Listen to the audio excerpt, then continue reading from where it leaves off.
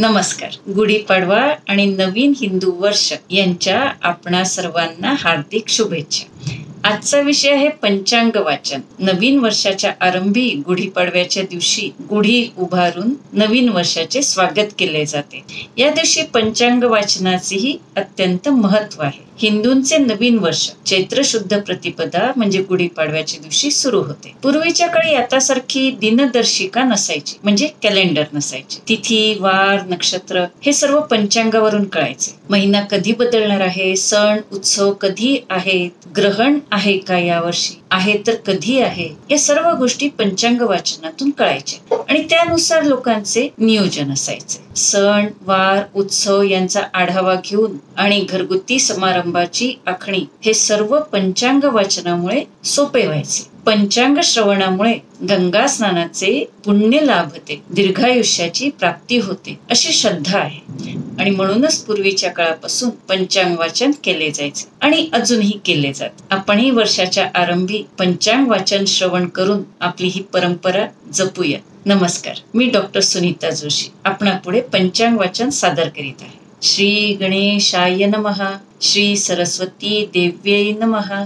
स जयति सिंधुरवदनो देवो यत् पाद पंकजम स्मरणम वासर मणिरिव तमसाम राशीन नाशयति विघ्नानाम. अर्थात सूर्य त्याच्या प्रकाशाने अंधकाराचा नाश करतो, त्याचप्रमाणे ज्याच्या चरण कमलांचे स्मरण सर्व विघ्नांचा नाश करते तो सिंधुरवदन गजानन उत्कर्ष पावत आहे. सर्व कार्यांमध्ये सिद्धी मिळवण्याकरता श्री गणपती, सर्व ग्रह, ब्रह्मदेव, विष्णू आणि शिव यांना नमस्कार करून मी संवत्सराचे फल सांगत आहे. नवीन संवत्सर सुरू होते त्या दिवशी प्रत्येकाने आपापल्या घरी गुढी उभारावे, मंगल स्नान करावे, ब्राह्मणासह देवाची व गुरुची पूजा करावी. स्त्रिया व मुले यांना सुंदर अलंकार, वस्त्रे यांनी भूषित करावे आणि ज्योतिषाचे पूजन करून त्याच्याकडून वर्षफल ऐकावे, म्हणजे त्या योगाने नवीन वर्ष शुभ फलदायक होते. प्रथम सुगंधी तेलाने अभ्यंग करून स्नान करावे.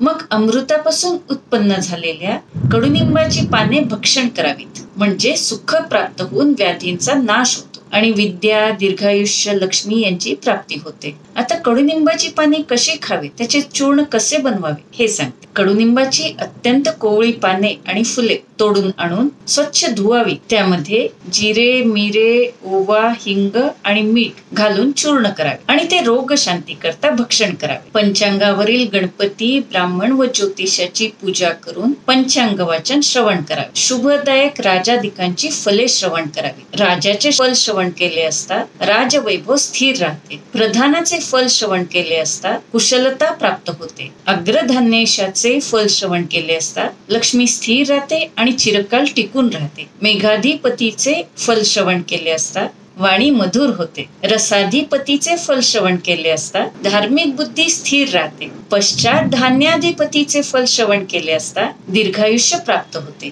म्हणून शुभदायक राजाधिकांची फले श्रवण करावी. सूर्य तुमच्या आरोग्याची वृद्धी करो. चंद्र निर्मळ यशाची, मंगळ ऐश्वर्याची, बुध बुद्धीची, गुरु थोरपणाची, शुक्र कोमल वाणीची, शनी आनंदाची, राहू विरोधनाशक अशा बाहुबलाची आणि केतू कुलाच्या उन्नतीची वृद्धी करो. तिथीच्या श्रवणाने राजवैभव स्थिर राहते. वाराच्या श्रवणाने दीर्घायुष्याची प्राप्ती होते. नक्षत्राच्या श्रवणाने पूर्वी घडलेल्या सर्व पातकांचा नाश होतो. योगाच्या श्रवणाने प्रियजनांचा वियोग नष्ट होतो आणि कर्णाच्या श्रवणाने सर्व इच्छा पूर्ण होतात. असे हे पंचांग ज्योतिषाकडून ऐकावे. कलियुगामध्ये 6 शककर्ते आहेत. कलियुगाच्या 4,32,000 वर्षांमधून आतापर्यंत 5,125 वर्ष मागे पडली आहे. 4,26,875 वर्षे शिल्लक आहे. यावर्षी विक्रम संवत 2080 राक्षस नाम सुरू असून पुढे कार्तिक महिन्यापासून अन्नल नामक 2081 विक्रम संवत सुरू होणार आहे. यावर्षी चैत्र शुक्ल प्रतिपदेच्या दिवशी क्रोधी नामक शालिवाहन शक 1946 सुरू होत आहे. या संवत्सरात राजपद मंगळाकडे आणि मंत्रिपद शनीकडे आहे. मेघांचे अधिपत्य शुक्राकडे आहे. अग्रधान्याचा म्हणजे खरीप पिकांचा स्वामी मंगळ आहे. रस पदार्थांचा स्वामी गुरु आहे. रब्बीच्या पिकांचा व मध्य धान्यांचा स्वामी रवी आहे. सेनेचा अधिपती शुक्र, खजिन्याचा अधिपती मंगळ, मृगेश शनी, महर्घेश शनी, नीरसेश मंगळ, मांगल्येश शुक्र, गजेश शुक्र, तृणेश शुक्र, व्यवहारेश शुक्र, फलेश शुक्र, युद्धेश शुक्र, दुर्गेश शुक्र. स्त्रियांचा अधिपती शनी, काष्ठेश गुरु, पशूंचा अधिपती गुरु, व्यापारेश बुध, देवेश गुरु याप्रमाणे अधिपती आहे. ज्या वस्तूंचा स्वामी शुभ ग्रह आहे त्या वस्तू संबंधी शुभ फले प्राप्त होतील. या क्रोधी नामक संवत्सरामध्ये राजे लोक म्हणजे सत्ताधारी व्यक्ती लढाईमध्ये गुंतणार आहे. जनतेमध्ये राग इत्यादी मनोविकार वाढतील. उंदीर टोळ यांचा खूप त्रास होणार आहे व त्यामुळे नुकसान होईल. पाऊस मध्यम पडेल. धान्याची उपज चांगली होणार आहे. धान्य व पैसा यांची टंचाई जाणवेल. पाऊस कमी पडून आग, चोर, रोगराई यांचे प्रमाण वाढेल.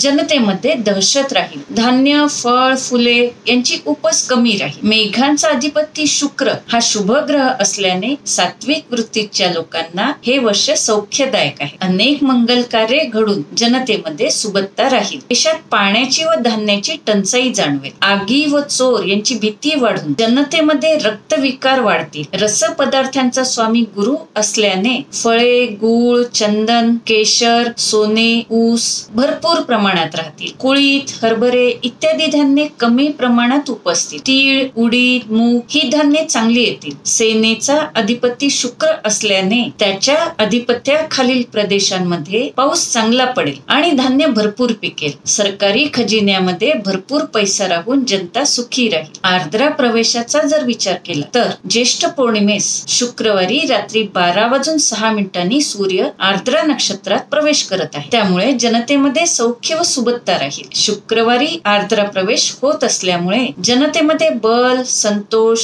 आणि समाधान राहील. मूळ नक्षत्रावर हा आर्द्रा प्रवेश होत असल्यामुळे जनतेमध्ये भीतीचे वातावरण राहील. रोगराई वाढेल. शुक्ल योगावर आर्द्रा प्रवेश होत असल्यामुळे पाऊस चांगला पडून धान्याची उपज चांगली होईल. या वर्षात वरुण नावाचा मेघ पर्जन्यवृष्टी करणार आहे. त्यामुळे पाऊस पाणी चांगले राहून वाराही जास्त सुटेल. जनता सुखी राहून सात्विक लोक यज्ञ, याग इत्यादी करतील. यावर्षी पृथुश्रवा नावाचा नाग पृथ्वी धारण करणार आहे. त्या योगे पाऊस कमी पडून धान्याचे नुकसान होईल. या वर्षात मेघांचा निवास परिटांच्या घरी असून रोहिणी नक्षत्र तटावर पडले आहे. ते चांगले वृष्टीकारक आहे. आढकाचे प्रमाण 4 आढक आहे. त्यामुळे पर्जन्यमान चांगले राहील. या वर्षात राजाचे फल पांचाल, विदर्भ, गुजरात भागात मिळणार आहे. मंत्री फल पौंड्र व कलिंग भागात मिळणार आहे. सस्सेशाचे फल गुजरात आणि यवन भागात मिळेल. मेघेशाचे फल मगध देश तसेच रसेशाचे फल कोकण व माळवा प्रांतात आणि आर्द्रा प्रवेशाचे फल विंध्य पर्वताच्या दक्षिण भागात मिळणार आहे. असे हे शुभकारक वर्षफल गुढीपाडव्याच्या दिवशी श्रवण केल्याने लक्ष्मीची व आयुष्याची वृद्धी होऊन नवीन वर्ष सुख समाधानाचे जाते. असे हे नवीन वर्ष क्रोधी नामक संवत्सर आपणा सर्वांना सुखा समाधानाचे जाओ ही परमेश्वर चरणी प्रार्थना. हा व्हिडिओ आपण आपल्या स्वकीयांना, आपल्या मित्र परिवारात शेअर करावा, ज्या योगाने त्यांनाही पंचांग वाचनाचे फल प्राप्त होईल आणि जीवन सुखदायी होईल. हे पंचांग वाचन श्री गजानन चरणी मी अर्पण करीत आहे. नमस्कार, धन्यवाद.